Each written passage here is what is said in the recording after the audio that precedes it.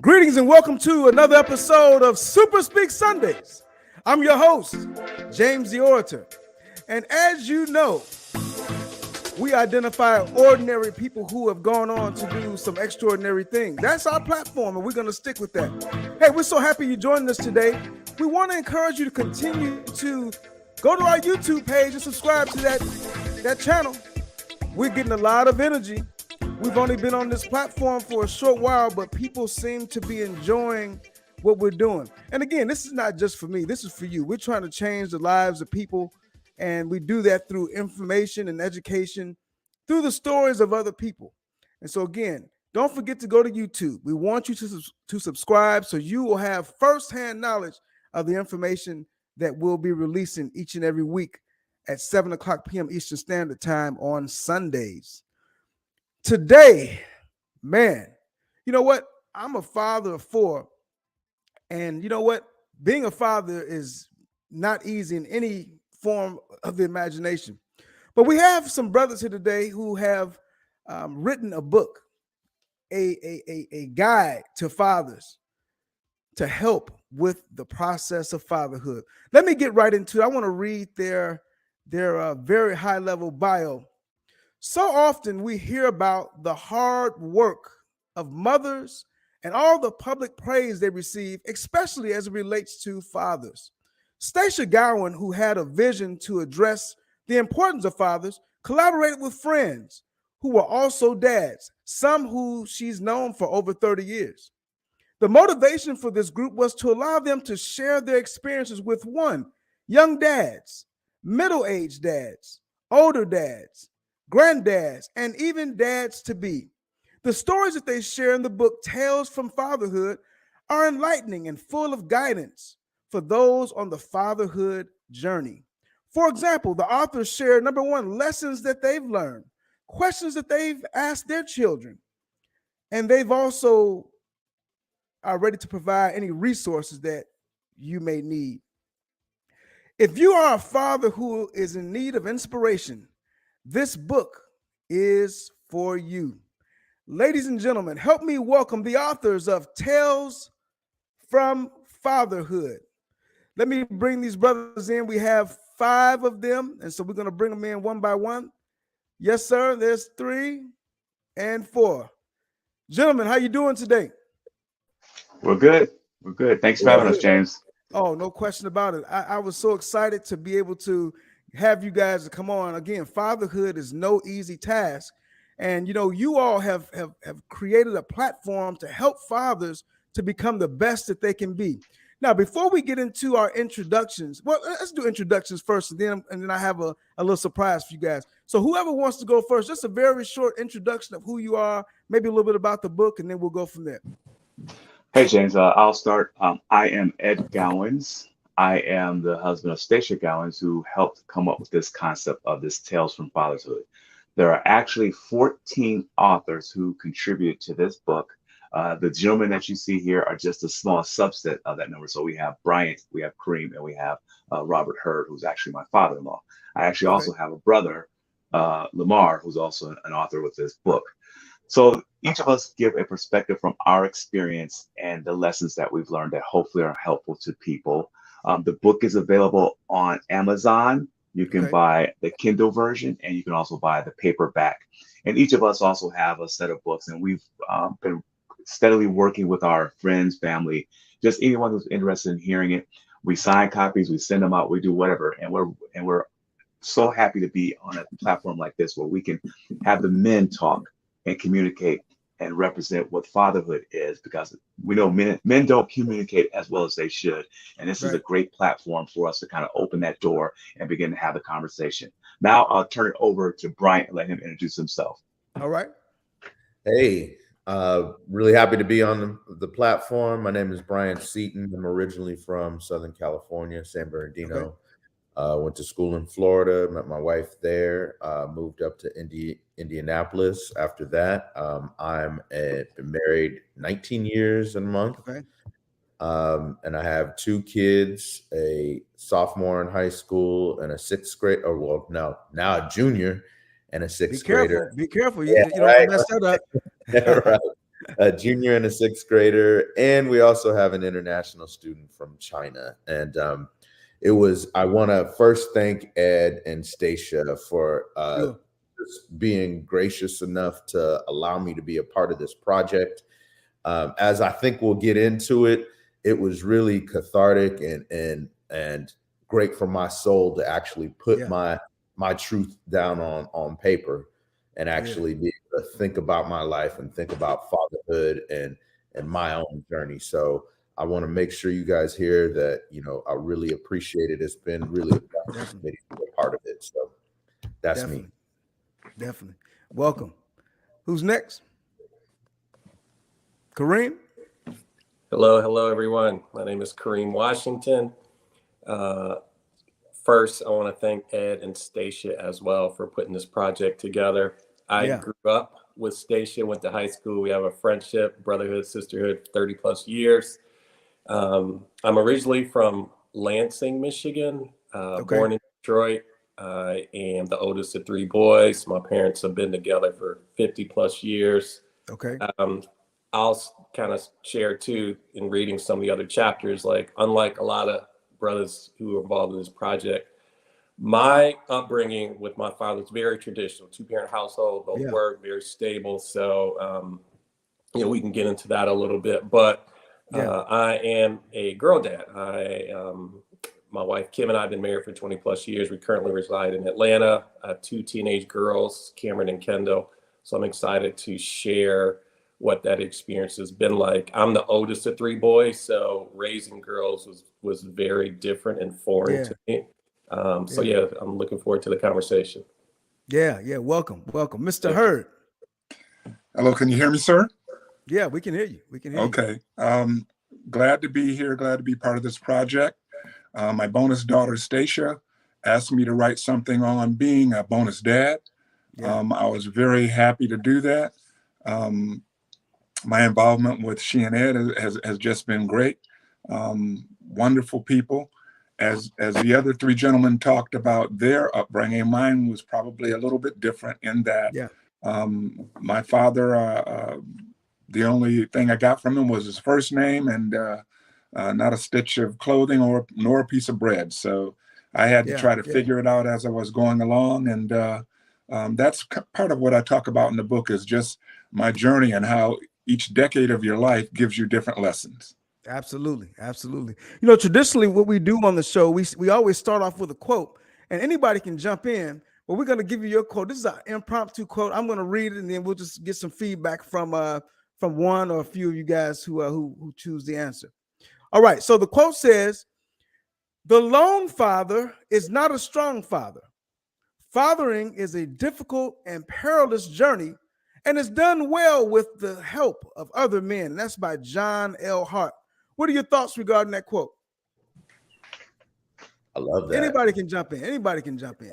Yeah, I love that. I'll start real quick and say that we talk about it. We've done a couple of different events for this. And in every single one of those events, we talk about the fact that if we hadn't got any feedback, help, or direction from other men, if it isn't our own father, that journey of being a father is just full of pitfalls. So even in my life, if it wasn't for people like, and we talked about this the other day, if Ed, his kid's a little bit older than mine, and if I hadn't, got some feedback from him, he didn't know I was watching him.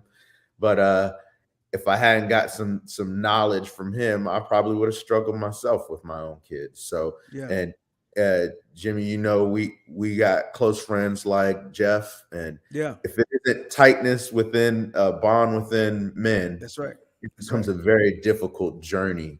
Other men have done things and experienced things that you can learn from. So for me personally, I love that quote. Yeah. And any other thoughts? Yeah, I think it's a great quote. Sorry, Kareem. Go ahead, Kareem. Go ahead, Ed. Yeah, I was just going to say, I think a thing that we've noticed amongst ourselves, as Brian alluded to, is that as a fatherhood, coming together, sharing, and partnering with one another and providing that village is the best way that you can be the best father that you can be. Doing it yourself isn't going to help. I mean, you're going to struggle. You're going to have. I mean, it's already a struggle being a father anyway. Yeah. Whether you have one kid, multiple kids, your girl dad or whatever, but leveraging those role models who represent what you do and who can provide guidance is the best way. So that quote really resonates with us. And a lot of that comes through in the book as we talk about how we raised our kids and how we had to leverage our experience with our own fathers or lack thereof, and how we had to fill those gaps where necessary. And you do that by having that great network. And I think this quote really speaks to that. Absolutely. Kareem, did you have something? Yeah, I'm just going to add, Ed kind of stole my thunder a little bit. Yeah, I was just going to say, I think about that quote, it's really a village, right? So as I mentioned, I grew up, my dad was always very present 24/7, kind of exemplified, being from Detroit, being kind of this hard guy. But also the other big blessing was I also grew up around their village of college and high school friends. Right. Both, mostly parents, 2-parent households, but some not.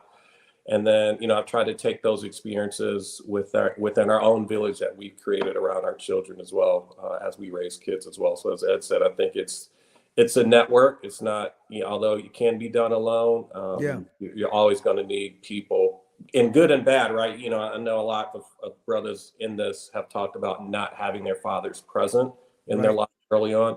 But that's also a learning experience, right? You can learn what not to do in a lot of ways.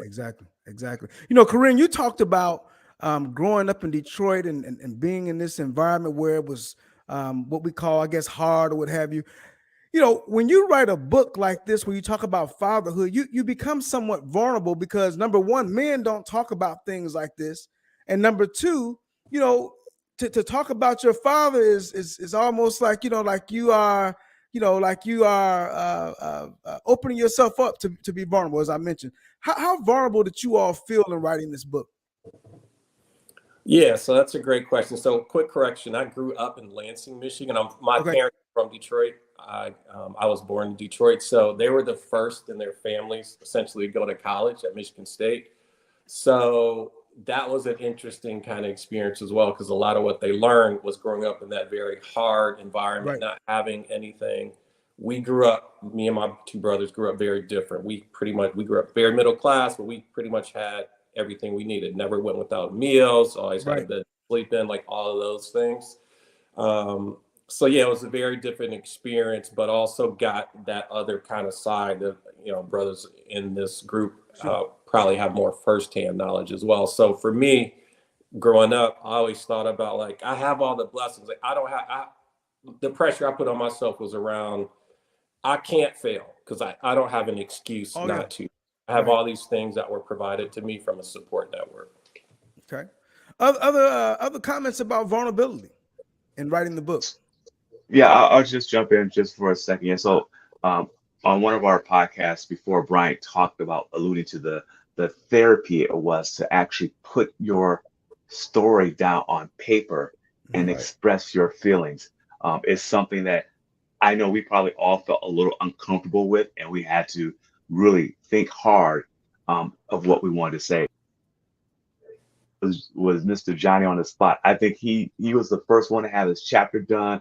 It was already organized, and some of us, we kind of struggle because we probably not having the experiences we all have are different, but having to kind of relive some of that. Not saying it's traumatic, but it just probably brings up and opens up some wounds that we probably didn't realize. And so writing this book was a little bit of therapy to help us really come to a better understanding and really to be able to share that out, because there are men out there right now who might be struggling, whether it's in their marriage, whether it's in their careers. And we all touched a little bit on how we get through that in addition to being fathers. Wow. Yeah, I wanted to touch on that. Thanks, Ed, for bringing that up. But so two aspects of it. It was good to have one dad who jumped out there and wrote a chapter, because then I was like, well, man, he writes really good. I can gather from that. But it was good to see someone get vulnerable in their own writing, and it gave me the opportunity to open the door and made it available for me to do the same. Right. The other aspect of it is, as soon as I started writing and started telling my truth and putting it down, I had to I stepped back and was like, because my relationship with my dad was not the best. So not that he was bad or whatever. He just didn't know what to do at the time, and wasn't didn't have a good idea of fatherhood himself. So as I was writing the things down on the page, I had to call my mom and say, I'm writing all this stuff. Is this true? And she said, yeah, that's true. I mean, the way you've laid it out, that's the truth.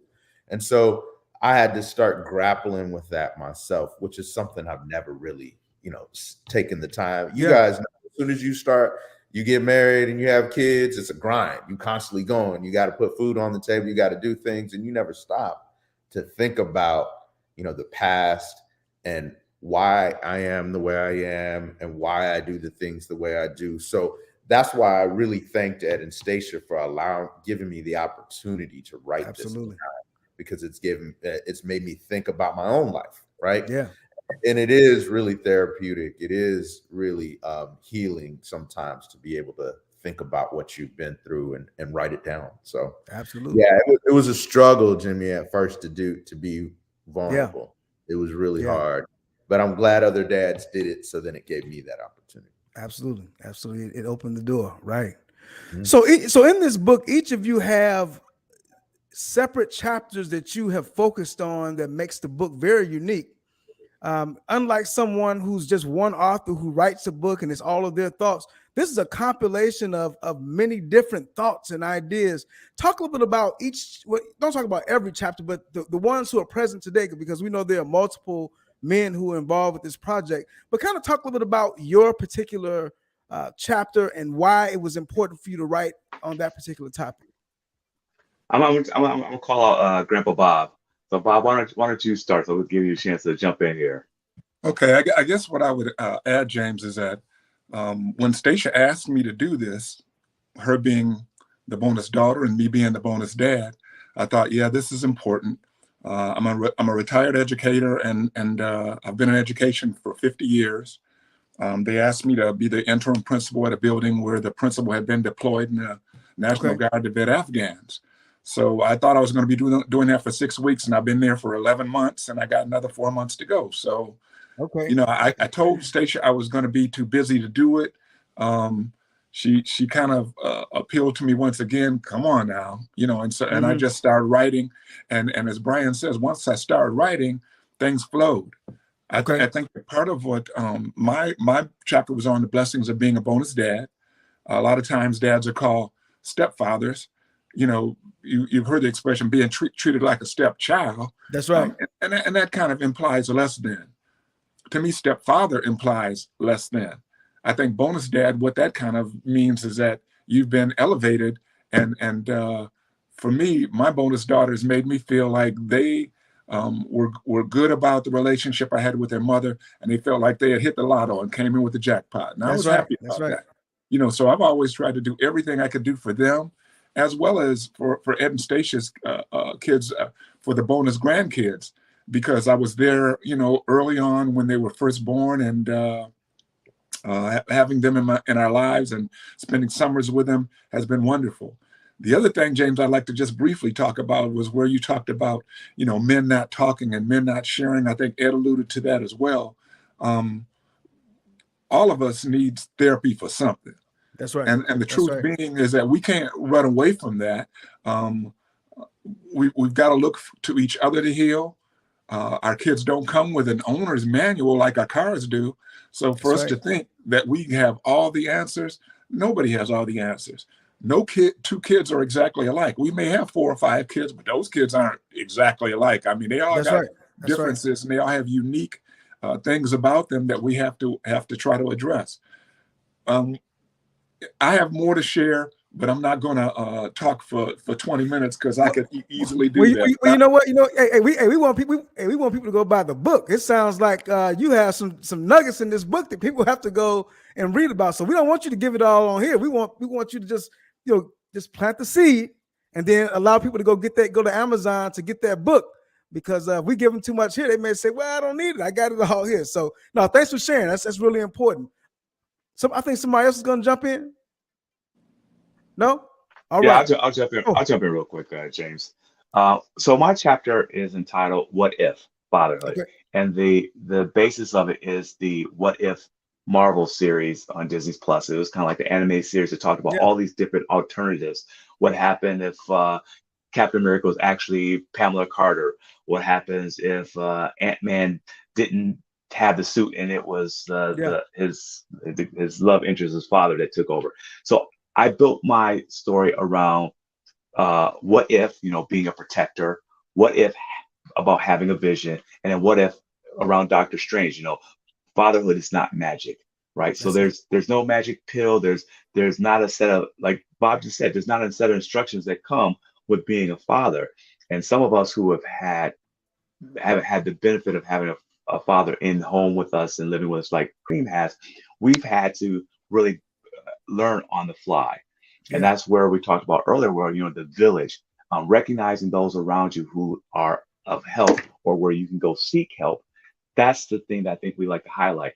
And when we talk about fatherhood and think about the differences of our kids, the key is, and one of our authors said this at our event earlier this week, we talk about just being present. Sometimes we complicate things thinking that we have to do all these things. As a father, we have to be there. We've got to be strong. We have to Right. be fierce. Sometimes all our kids need is for us to be present and be there with them. Nothing else. I can tell you that the times that I thought we were providing something for our kids, and they would tell us like, "Oh no, the best time I ever had was like when we were sitting in the backyard and we were, um, kicking and listening to music and we ate, Right. hot dogs and stuff." Where you think that when I took them on this elaborate trip to Disney World and Right. spent all this money on them, that would be great. Sometimes it's the simplest things. It's So the that's simple things. it's a simple thing. So my chapter is just about that. What if, the challenge of being a father, how we challenge ourselves in the different scenarios we force ourselves to go through, that sometimes it's not really necessary. Being present with your kids is going to be the number one thing. Absolutely. Hey, we talked about the fact that, there is no perfect home. There's no perfect father, because I think that we evolve and we learn it as we go. What have you learned about your own childhood? Because of course, there's some things that may not have worked for us as, being children, that we've changed in terms of being a father today. How has your life changed? And again, I want to make sure we keep the book at the forefront.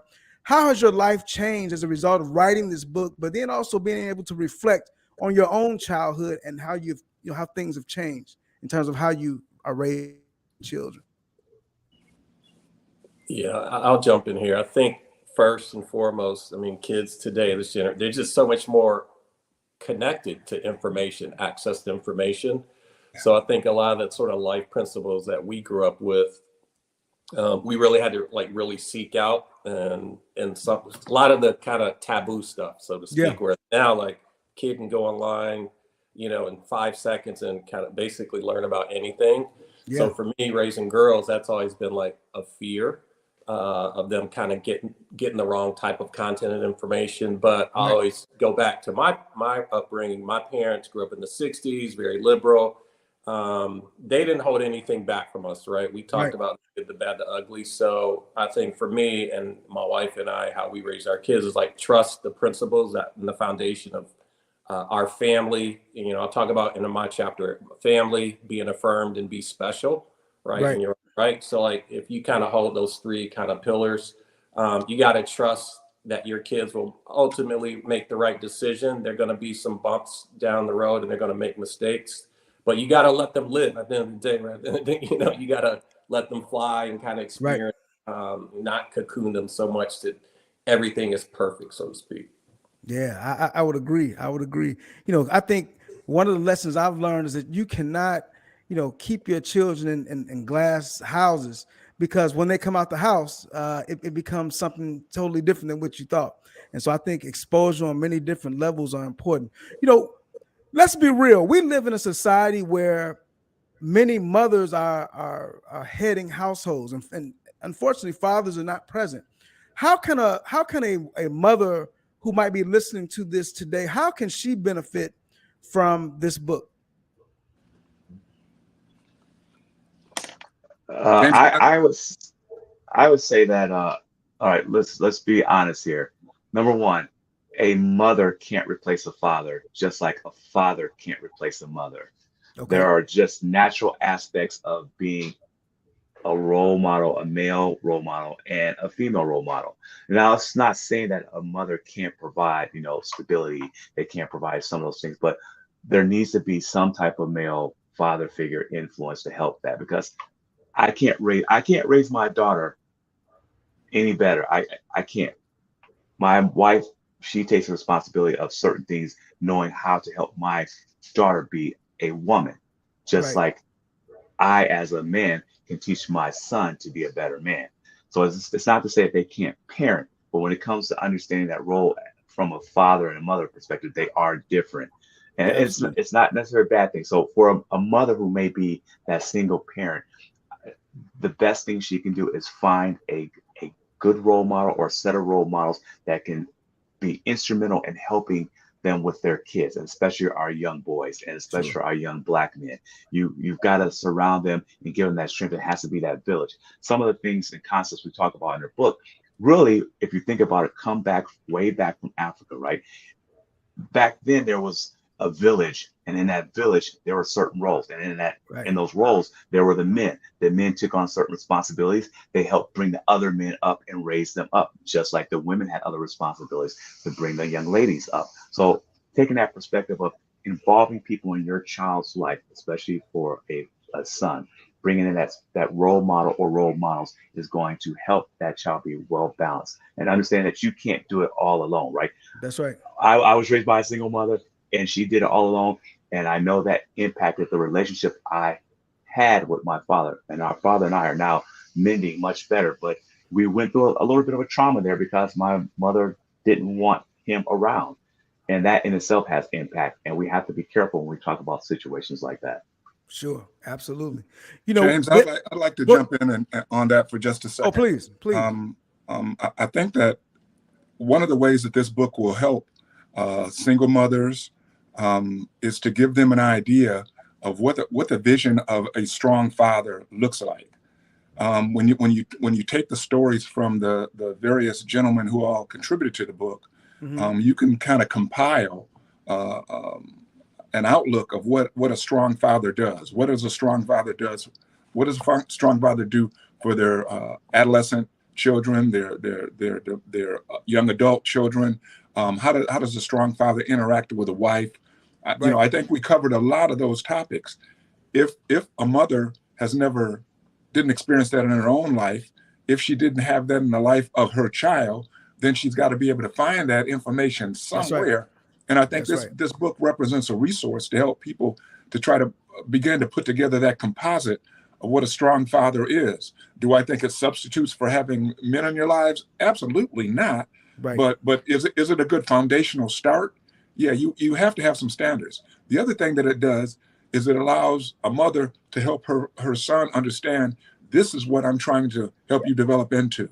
So you can Right. be a strong husband, a good father, a contributing grandfather.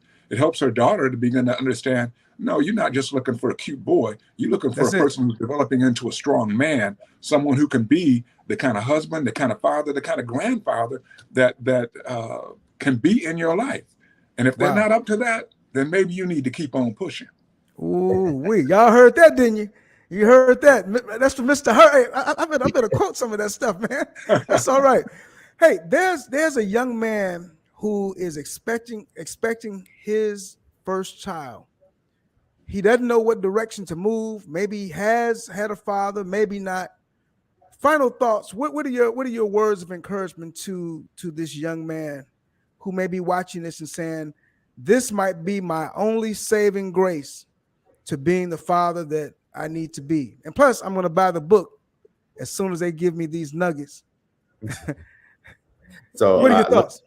let me jump in on that real quick. I think one of the key aspects of being a good father, husband, son, friend, whatever, is humility and being able to step back and realize that I don't know everything. That's the first thing. Like I have this saying, and I say it all the time. I may not be able to tell you what to do, but I can damn sure tell you what not to do. There you So go. there's the idea that I don't know it all, I won't know it all, and I need help. So as a young father, you need to be able to embrace that, right? That's right. be able to listen, learn, apologize when you make mistakes. And that's what I was going to talk about. The title of my chapters is Not Sorry, I'm Sorry, which was my journey on learning how to apologize, sincerely apologize to my kids and ask for their forgiveness and build a relationship with them. So important. That's not something I knew at the beginning of my fatherhood journey. That was something I learned and was able to, just have some humility and humble myself to take that on. So my key thing is, don't believe you know it all. Don't believe you're by yourself. There are men out here who have been on this journey that can help you. Yeah. So those are my little nuggets for beautiful.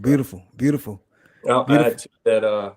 There's a chapter in our book just that Stacia's cousin Ryan he's a younger father. So we have kind of like the whole range of, fathers who just get started to us who are kind of on the other end.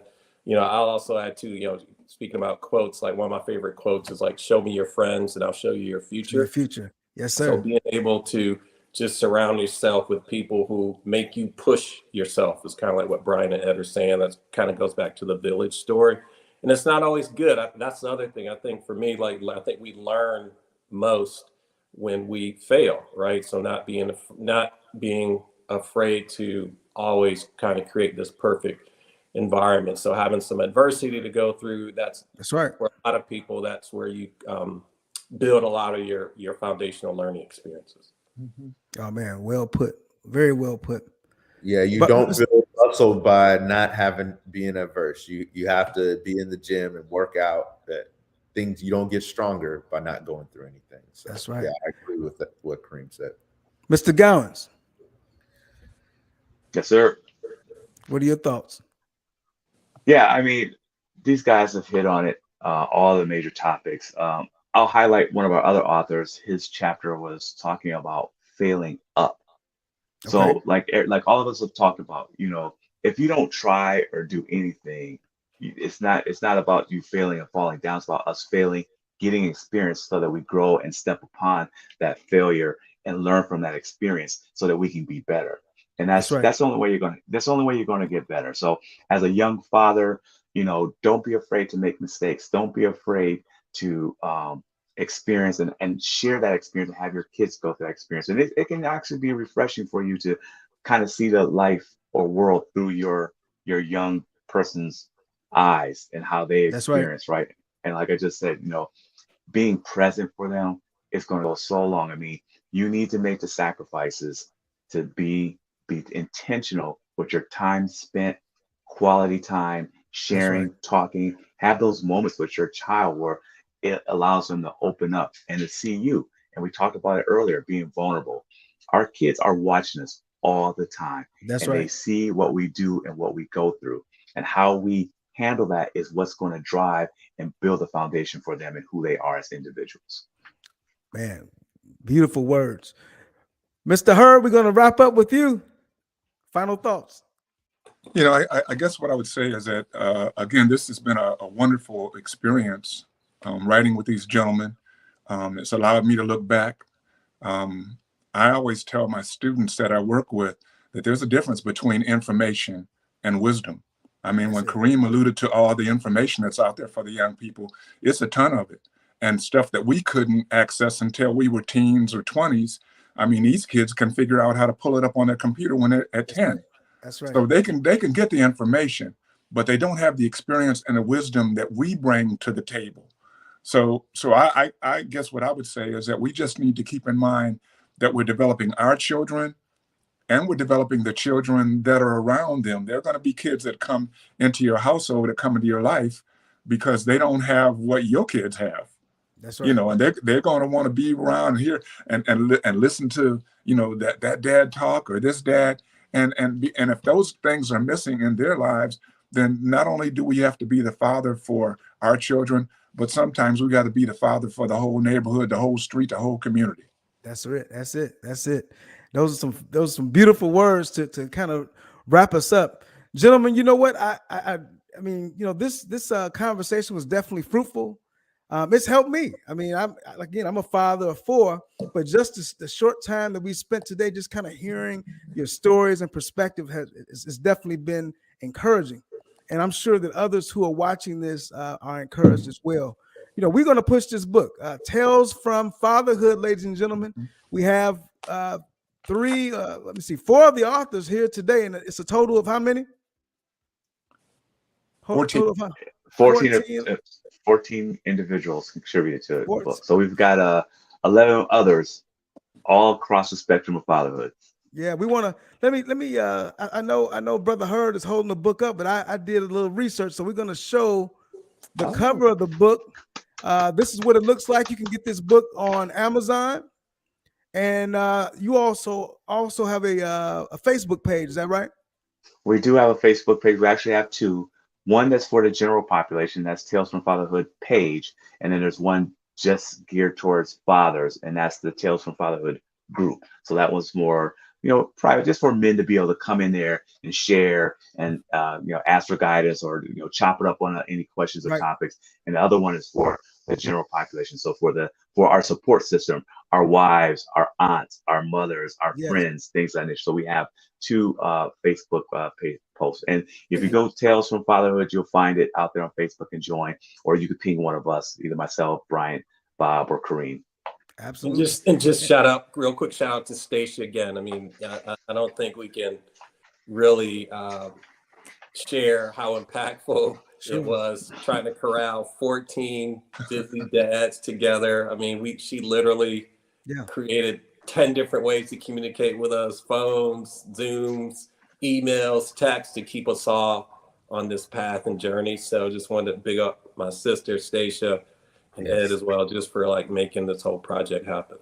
Absolutely, ladies and gentlemen. Here is a picture of all the authors for the book, and it's Stacia who's written the foreword for the book. So please make sure you go out and pick up this piece of art, is what I call it. Anytime you have multiple people and they've been able to work together to give us some substance, it's a piece of art. And so again, Tales from Fatherhood, ladies and gentlemen, we want you to go out and get that book again on Amazon. It is available.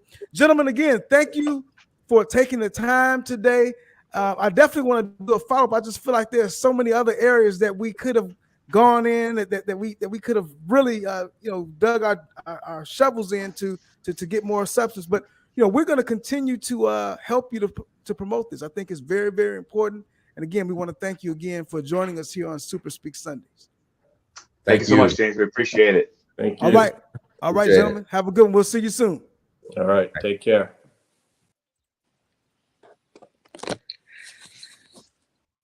Ladies and gentlemen, you've heard from a few of the authors from Tales from Fatherhood. And you know what? This book is probably going to be, I'm going to predict it's going to be a bestseller. Because you know what? When you have men who are willing to share their journeys to becoming fathers, no matter if they had a difficult childhood, father relationships, or they had a great relationship, fatherhood is not an easy journey. But you know what? We have a book, Tales from Fatherhood, that can give you the blueprint to become the father that you desire. You've been listening to Super Speak Sundays. I'm your host, James the Orator. Don't forget to subscribe to our YouTube channel. We're right on YouTube. Hey, if nobody's told you, we want you to know that we love you and we look forward to seeing you next time. Peace.